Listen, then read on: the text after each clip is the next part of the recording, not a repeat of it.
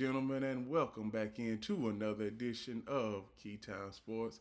Please like, comment, share, subscribe. Keytime Sports right here on YouTube, Key City Sports on Instagram, and the keyonmillions.co. Here is my profile, and here is my media feed. Go and subscribe to all of those media feeds right now. And we are finally at the end of championship weekend in college football. The first game that was on the docket was North Texas and Tulane. Now, this game was pretty much one-sided because Tulane was up 34-7 at one point in this game. So it was pretty much one-sided, and I didn't see any reason to cover this game because this game was pretty much a blowout. Now, I'm going to give y'all the statistics for this game. Drew Metzinger, 21-34, 294 yards, 2 touchdowns, 3 interceptions. Jake Raslev, 13 of 22, 145 yards, 0 touchdowns, 0 interceptions. But I'm pretty sure everybody is saying, okay, the quarterback didn't throw for any touchdowns, so where did these 34 points come from? I'm going to tell you. The running back had 1 touchdown. The wide receiver, Radcliffe, he had 2 rushing touchdowns on the ground. And those were the three touchdowns came from. And the field goal kicker, he made a couple of kicks. So now when you look at the overall team statistics, now I'm gonna go pretty fast with this because I don't have any clips to show for this. Third down efficiency, they were 4 of 12, North Texas. Third down efficiency, Tulane, they were 5 for 14. Third down efficiency, 3 of 4, North Texas. Tulane, 3 of 3 was on fourth down. Now we get to the point where did this conference championship even matter? It did, because the college football playoff is going to have Tulane and JMU in it. College football. Can someone put this up for me? College football playoff rankings. We are going to get that for America right now. Right now. Let's see. College football playoff rankings. No, those are not the ones that I want to see. Let's see. This is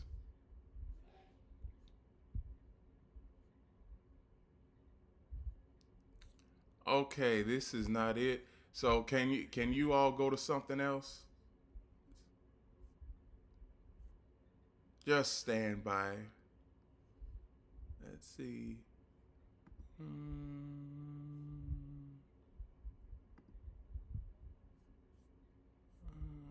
Let's see. Rankings.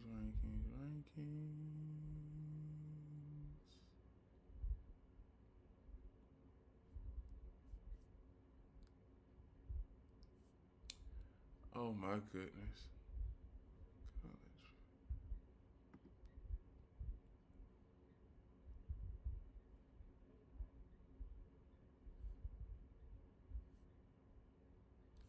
Okay.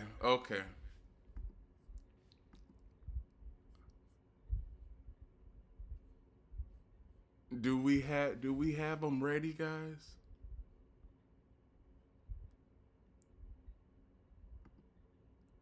I mean, I'm just okay. Here we go. Here we go. Finally, we have it. Okay, so back to what I was saying. Tulane is in the college football playoff. They will be playing Ole Miss on December 20th. Now, let me get back to the game at hand. North Texas versus Tulane. Now, this game was this game was not really, this was televised, but it didn't have the excitement that these other games had. So, congratulations Tulane on winning the Athletic American Championship. So, the next game I'm going to cover is BYU versus Texas Tech. Now, I was saying something about this game. Now, we saw this matchup 3 weeks ago. Texas Tech, they pretty much did the exact same thing then in that game that they did on Saturday. Now, everybody, this game was close. It was 13-7 late in the third quarter. And then all of a sudden, BYU started turning the ball over. They turned the ball over 4 times in a quarter and a half. So, what I was saying about BYU's schedule, the BYU schedule does not does not matter. Because when y'all look at this, and see, this is why I say when we start thinking about resumes and stuff, we have to look at the entirety of the schedule. So BYU, they had three top 10 matchups. They had three top 25 matchups. They had one versus the Utah Utes, which they won. They had one versus the Texas Tech Red Raiders earlier on in the season when Texas Tech was number 8, and they had a top 25 matchup in the championship game versus Texas Tech. They get blown out in both of those Texas Tech matchups, and that is the reason why they have a bowl game against Georgia Tech. Now, I always thought that BYU was never gonna get in because of their record. I always thought that. Now, wait a minute. Wait a minute, guys. Go back. Go back. Go back. Okay. Okay. Yeah. I always thought that it would be like that because BYU's schedule doesn't compare to a top 10 schedule. Only two teams you only two teams they had was and Texas Tech and let's see, Texas Tech and Utah. So BYU they was never gonna make it there, and it was great. It was great for the college football committee not to put BYU in there, but the college football committee they surprised me in some other ways. They did. They surprised me in some other ways. So the next game I am going to cover. Well, excuse me. Here's the team statistics for this game. Third down efficiency. BYU was 6 of 14. Texas Tech was 8 of 19. Fourth down efficiency, 0 of 2 for BYU, and Texas Tech, 1 of 2 for Texas Tech on fourth down. So this was a blowout no matter what, no matter how you slice it and dice it. The game was much closer than the score appeared. So the next game I am going to cover is the Georgia Bulldogs and the Alabama Crimson Tide. Woo! This game was ugly. It was really ugly. And as far as the Alabama fans, I said something like this. I said this in my reaction video, but now since I'm doing my show, I can say it in its entirety. Alabama, what I saw with Alabama, I mean, they just seemed like a team that was just mentally and physically beat up. Like, it seems like 5 yards, they couldn't even get 5 yards sometimes in games like this. They couldn't. And Ty Simpson, even though Ty Simpson had over 200 yards in this game, Ty Simpson, it took him a while to complete a 2 yard pass. I don't know what in the world. What was the preparation for Alabama in this game? Kalen DeBoer, Ryan Grubb, Kane Womack, everybody on that coaching staff. What was the preparation and game plan? Because all of us, we didn't see a game plan. We didn't. Because when you see the conversion rate, 3 of 14 on third down, and we all are associating that with Alabama. third down efficiency for the Georgia Bulldogs, it wasn't that much better. But the way Georgia won this game was by having a good defense and having a few big plays on offense. Because I'm going to tell y'all something. The biggest play that the Georgia Bulldogs had all game was the longest play that the Georgia Bulldogs had all game was 50 yards. Was 50 yards. Now we get to a point where is Alabama still the same Alabama? And I know I know that is a question that I have never asked. But is Alabama still the kind of powerhouse that we pencil in our minds and say that okay, Alabama will have problems. This team will have problems with Alabama. Can we honestly say that? Can we honestly say that? Georgia, we know the Georgia Bulldogs. We all know that Kirby Smart, he is a good coach. And hey, this is the second win as a head coach when it comes to Kirby Smart beating Alabama. So congratulations, Bulldog fans. But we got to get back to Keyland DeBoer and Alabama. Now, I know Alabama is going to the playoff. But do I feel optimistic about what Alabama can do versus Oklahoma? Not as right now. Not as of right now. Not as of Monday morning, December 11th at 9:12 a.m. I do not feel optimistic about what Alabama can do. I don't. Now let me get to the team statistics and quarterback play.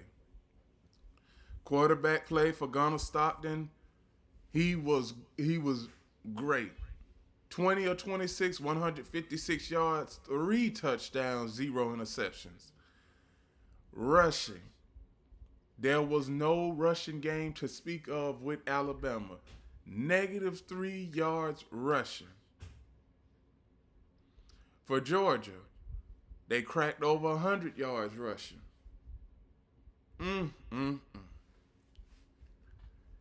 Is Keyland DeBoer on the chopping block, America?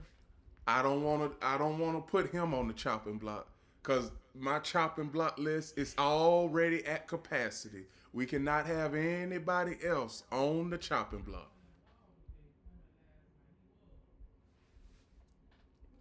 One thing that I can say about Keyland DeBoer is Keyland DeBoer, he's got to have better preparation. Ryan Grubb, Alabama offensive coordinator, you got to have better preparation. Kane Womack, that 3-down line defense, I just don't understand. I just don't. And I was sitting here watching the game. I'm like, how many times is Kane Womack going to go to that 3-down lineman defense? Because it is not going to help out anything.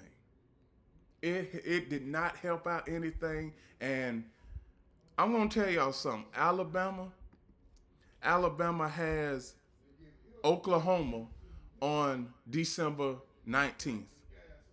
They do. So now you get to a point where we already know that they have Alabama already has Oklahoma, but we got to see more. We got to see more from Jeremy Bernard. He had a good game. Ryan Williams, I don't know what has gone wrong with Ryan Williams, but use Ryan Williams as a decoy because you already got your top guy, Jeremy Bernard. He is the vocal point of the offense. And what do I always say about vocal points in an offense? Everybody is going to have attention on the top man in the offense, and that's Jeremy Bernard. Everybody else in the offense, use them as a decoy. Use them as a decoy.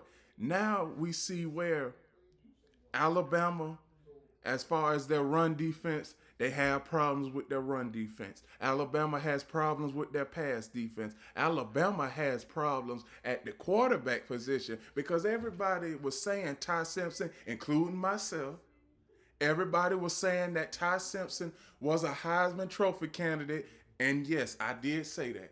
But now we look at Ty Simpson and he looks like a complete shell of himself because I'm going to give y'all some statistics. After week 4 of the college football season, Ty Simpson has thrown 6 interceptions, has turned the ball over 6 times before week 4 of the college football season. He only threw 4 interceptions, such interceptions. Alabama, they got to get their stuff together because I've never seen Alabama look this bad. Now, credit. I always say this. You can't win them all, but at least you got to look respectable when you lose. Alabama did not look respectable when they lost versus Georgia. I mean, it was 21-0 at one point, and it ended up being 28-7. All in all, this was not an entertaining game. This was not an entertaining game. So, Georgia, you made it to the playoffs. Alabama, you made it to the playoffs. So the next, and I'm just going to say this, the next game I'm going to cover is the Indiana Hoosiers and the Ohio State Buckeyes. America, this was the most entertaining championship game on Saturday. It was. Because who is Indiana? And I know people, they keep asking me, who is the Indiana Hoosiers? I'm going to tell y'all something. Last time the Indiana Hoosiers won a football championship was 1945. 1945, I'm going to go down a whole list of y'all. Gas prices was only 18 cents a gallon back in 1945. Also, nobody didn't have high-def television yet. Everything was broadcast in color. The football games was broadcasted in color. But now we get to present day in time and we get to Fernando Mendoza, the Indiana Hoosiers quarterback. Fernando Mendoza, he had a decent game. He was 15 of 23, 222 yards, 1 touchdown, 1 interception. But I got to look at Ohio State.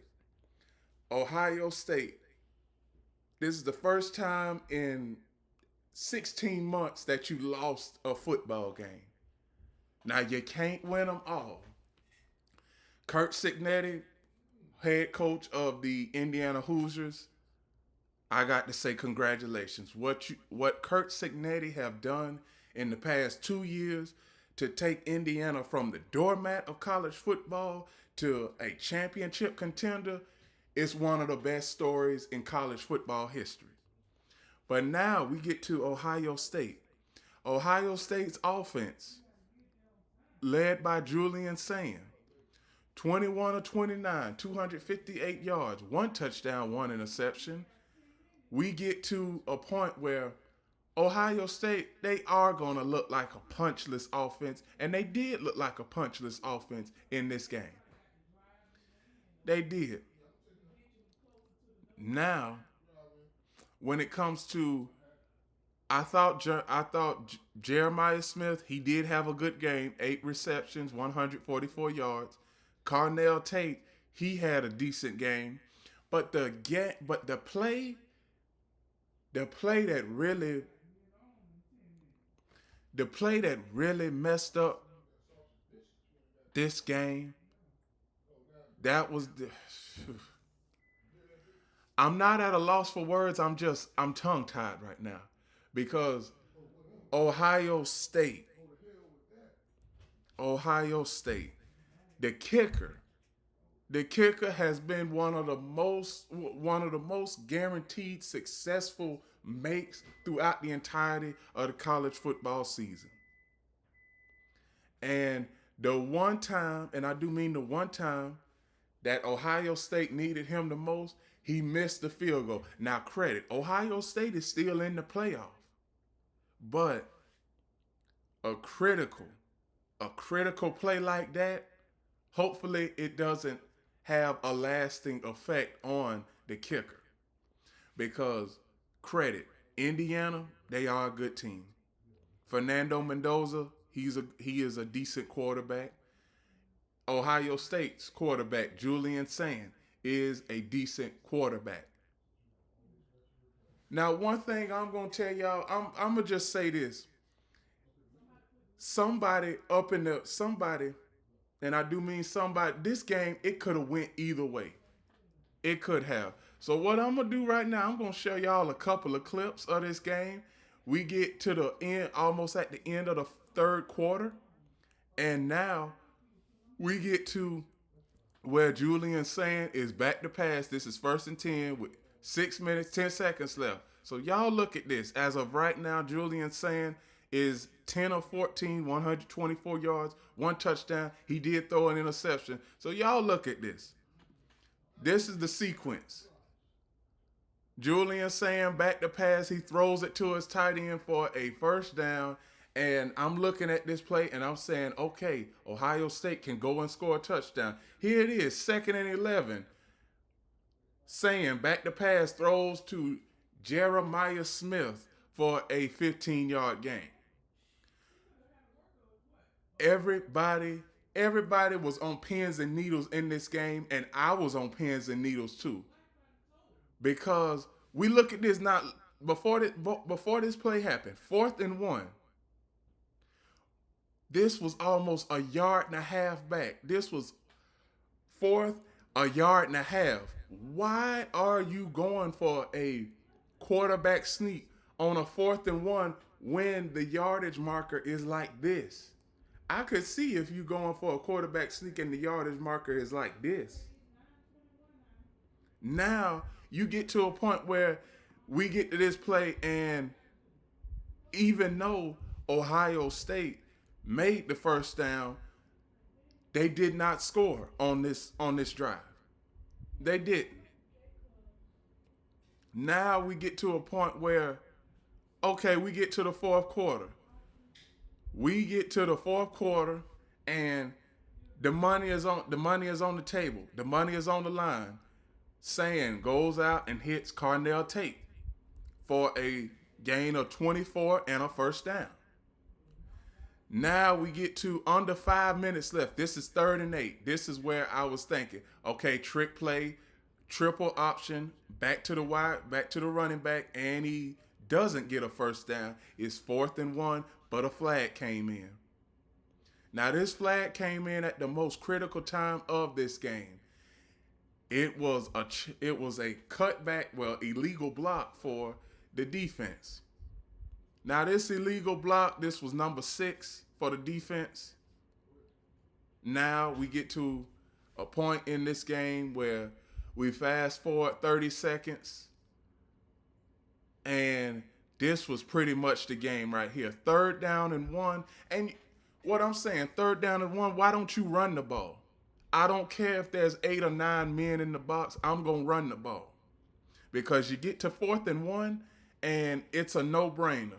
Now, I'm going to say this. If Ohio State would have went for this 4th down and got it, oh my goodness, we are talking about a different kind of aspect of this game. We talking about the Ohio State offensive coordinator being a genius. If he would have missed it on 4th down when he went for it, we would have been talking about this dude needs to be fired. So 27-yard field goal. So Ohio State, 27-yard field goal, and this guy misses. This guy missed the field goal. Now, I'm sitting looking at this game saying, did that really just happen? And let me just say this. I'm not even thinking about the playoff right now after he missed that. I'm thinking about the kicker's confidence. Because if the kicker misses a field goal that close, then his confidence could be shot. Now we know that Ohio State is also in the playoff. We also know that Indiana is in the playoff. But how does the kicker feel this point? How does the kicker feel? Because 27-yard field goal, you missed that. I know your confidence got to be shot. So hopefully the Buckeyes kicker, his confidence isn't shot. We get to the end of this game. Fernando Mendoza goes down the field, hits his receiver in stride, and that was basically the game, America. So now Ohio State is second in the NFL. I mean, excuse me, not NFL, but second in the college football rankings. Indiana is first in the college football rankings. So now the next game I'm going to cover, and nobody didn't even care about this game because Duke wasn't going to make it to the playoff no matter what. But hey, I covered this game and it was an entertaining game. So the Duke Blue Devils, some way, somehow, Darian Menaza, 19 of 25, 196 yards, 2 touchdowns, 1 interception. Chandler Morris, 21 of 40, 216 yards, 2 interceptions, 2 touchdowns. Virginia's rushing, cracked over 100 yards.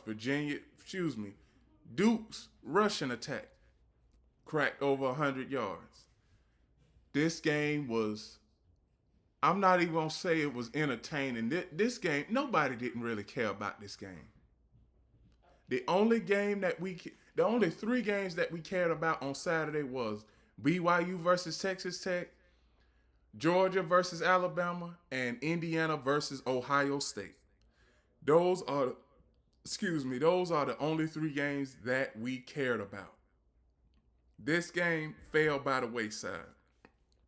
And even though that I'm gonna give y'all a few clips of this game, but nobody, and I do mean nobody, watched this game. Third down efficiency, 6 of 16. Third down efficiency for Virginia, 7 of 15. Fourth down efficiency, Duke, 4 of 4. Virginia, they were 1 of 2 on on fourth down. Now we get to the clips. Here's the one clip that I'm pretty sure everybody is talking about. 3rd down and 8 for Duke. And this was under 2 minutes left in the game. This is basically where this was basically the part of the game where everybody was looking at. You got 3rd down and 8. Duke doesn't get the first down. It goes back to Virginia. And let's just see this. Virginia, 2nd and 2. And they are 1st down and 10. 9-yard gain with a flag down. So the Virginia Cavaliers, I can say that this game was just for supremacy. It was just for supremacy because Virginia, they had a chance. If they would have won, they would have been in the college football playoff. But since Duke won, you can't really let a 5-loss team in the playoffs. So now Duke is one of those teams that, hey, they just fell by the wayside at the end of the season. Now, to Duke's standards, they were never supposed to be in this kind of situation. We didn't expect Duke to win the ACC championship. No, what we expected was at the start of the season, we expected either Florida State, Miami, or Georgia Tech to be there. None of those teams got there in the end. None of them. And here is the touchdown for Virginia Tech. Now, this is a good showing for Virginia Tech going into next season. Going into their bowl game and going into next season. But do I think Virginia Tech is going to be able to do the exact same thing that they did this season going into next season, and that guy was out of bounds. I knew that. I knew that touchdown didn't look authentic. But back to what I was saying, Virginia Tech, they are not going to have the same team this year like they had, well, next year like they had this year. All of the teams in the ACC are going to improve no matter what. And Virginia, I believe that they are going to take a step back. They are. They are going to take a step back. Now we get to a point where, in this game, where overtime came, Duke scored, and it was pretty much, that was pretty much the game once Duke scored a touchdown. And Virginia, they couldn't respond with a touchdown of their own.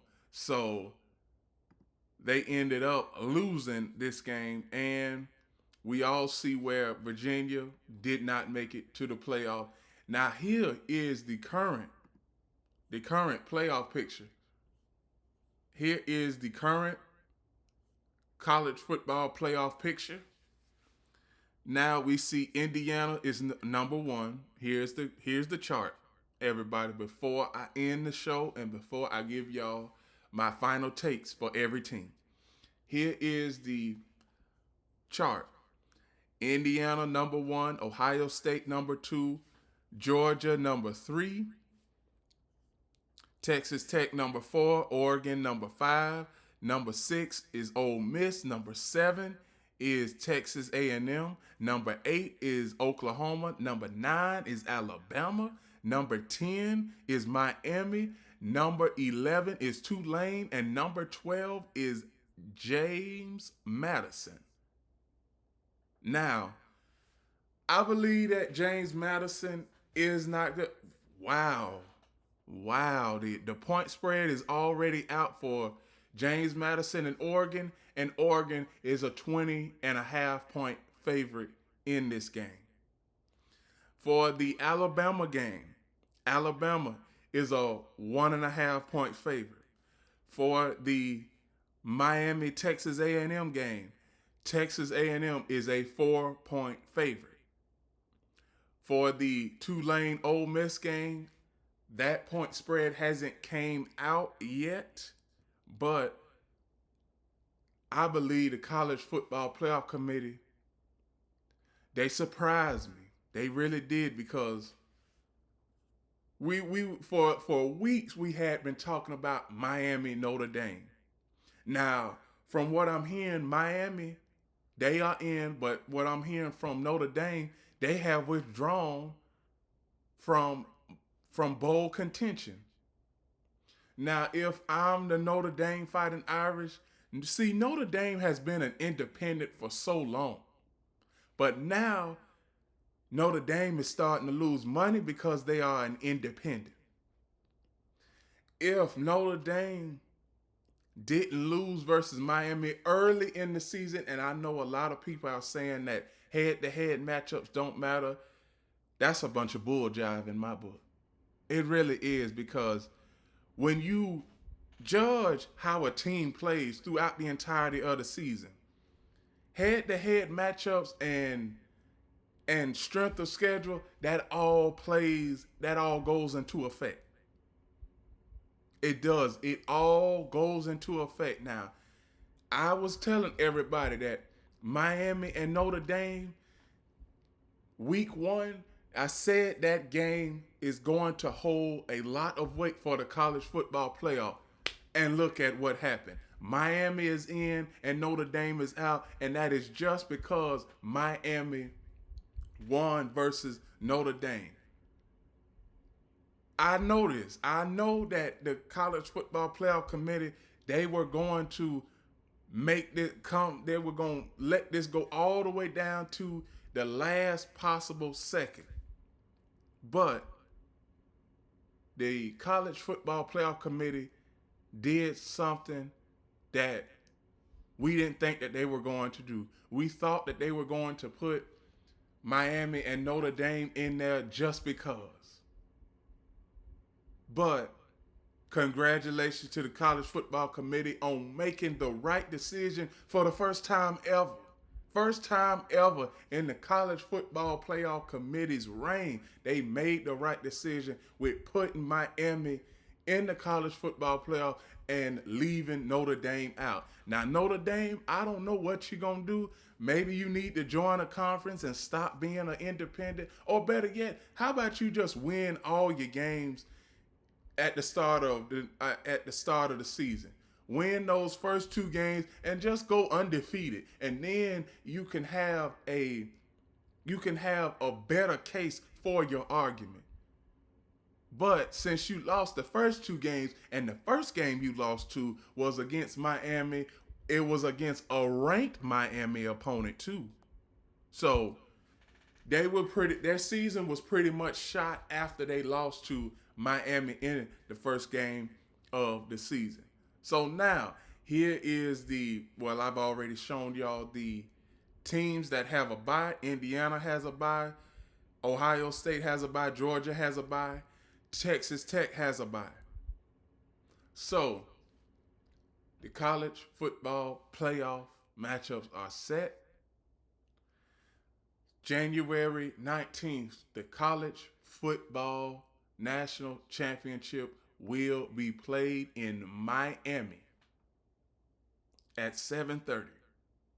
Who is going to be in the national championship game in college football? It remains to be seen, but here is the first round of the playoffs.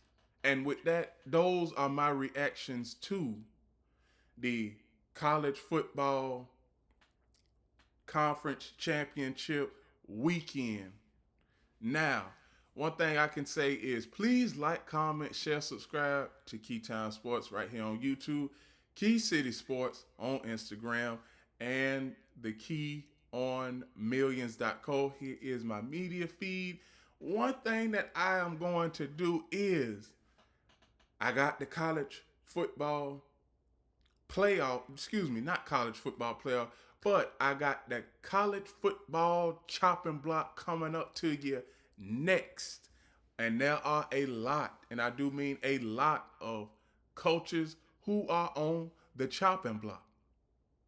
They are who are on the chopping block. So that is the next thing that that is the next college football content I will come out with, is because there are a lot of teams that are on the hot stuff. Well, there are a lot of teams that are on the chopping block and that could possibly be headed to the hot seat entering 2026.